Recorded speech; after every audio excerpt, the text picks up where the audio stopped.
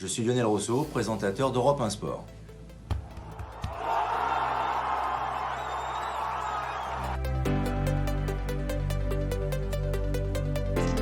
« 1978, l'Argentine, bien sûr, de vagues souvenirs, mais des souvenirs tout de même, des Papelitos, de l'équipe de France qui joue son troisième match avec un maillot vert et blanc. Je ne comprenais pas trop pourquoi à l'époque. Donc ça, ce sont vraiment les premiers émois, les premières émotions de foot. Mais le souvenir le plus dense, le plus ancien et le plus dense, le plus fort, sans surprise, c'est 4 ans plus tard, Séville, 82, la demi-finale perdue par l'équipe de France. Oui, à chaudes larmes, je pleure beaucoup, je suis à Marseille avec toute ma famille, avec mon père également, que je surprends à écraser une larme également. La colère, l'injustice, dans la rue, des cris, des hurlements, dans l'immeuble, puisque les fenêtres sont ouvertes, il fait beau, il fait chaud, et des cris de joie d'abord, quand Giresse notamment marque dans les prolongations, mais ensuite des cris de déception. Et ça va peser pendant de longs mois, voire de longues années, ce phénomène et ce caractère d'injustice après cette défaite de l'équipe de France.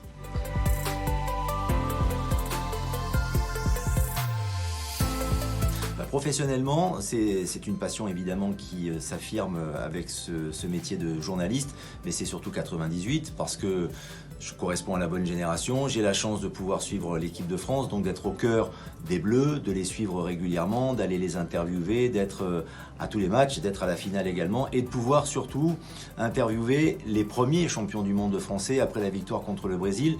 Aimé Jacquet qui est arrivé en premier, qui est applaudi par la presse française, qui était assez paradoxal puisqu'il avait été, comment dirais-je, par les médias, par certains médias en tout cas, vraiment critiqué pendant très très longtemps. Et il avait dit d'ailleurs qu'il ne pardonnerait jamais et il n'a jamais pardonné, mais il a été applaudi par tous les médias et il a eu un geste de pudeur. Il a été félicité également par Zagallo à l'époque, son homologue brésilien. Et puis ensuite, au micro, sont venus tous les joueurs de l'équipe de France. Lama a été le premier, on a terminé par Guy Varche, mais Zidane et tous les héros de la finale de 98, Emmanuel Petit, sont passés à ce micro. On était en direct, je me souviens, avec Eugène Sacomano et Pierre-Louis Basse, qui était dans la tribune de presse et qui commentait à faire le débrief, qui continue à faire le débrief de la rencontre.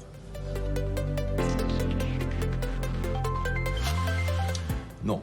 Moi, je pense qu'on ne peut pas comparer ces deux périodes parce que le football a beaucoup changé dans l'athlétisation, la technique, la mentalité aussi. Ce sont des générations totalement différentes. 98, c'était en France, c'était la première Coupe du Monde.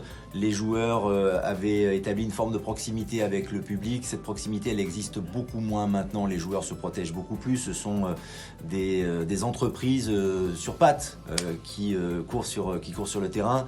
À l'époque, même si les joueurs de France 98 ont gagné beaucoup d'argent, ça leur a permis aussi de devenir des stars, de devenir des people. Il y a un tournant qui s'est fait à ce moment-là.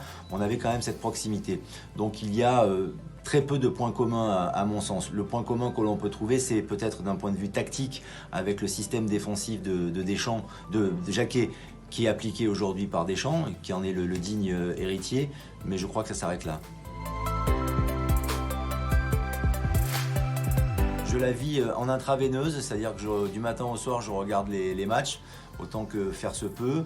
Et puis tous les soirs sur Europe 1, entre 19h et 23h, pour une émission formidable avec des experts et puis les matchs en direct et des débats qui sont endiablés. Donc c'est bien de pouvoir vivre cette Coupe du Monde. Beaucoup de gens qui me demandent, tu n'es pas au Qatar, est-ce que tu regrettes de ne pas y être ? J'ai eu l'occasion d'aller sur le terrain pour ce genre de choses et je trouve que c'est quand même plus confortable d'être dans une position de vigie et de pouvoir observer plein de choses et de vivre cette Coupe du Monde, certes à distance, mais de la vivre pleinement tout de même.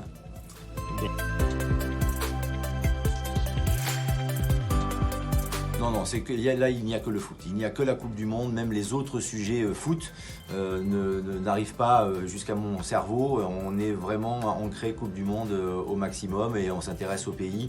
Une espèce de mécanique qui s'est installée, une discipline avec les matchs, les qualifications, les calculs pour savoir qui peut se qualifier, qui serait éliminé, contre qui la France ou d'autres équipes vont jouer au prochain tour. La finale, France-Brésil.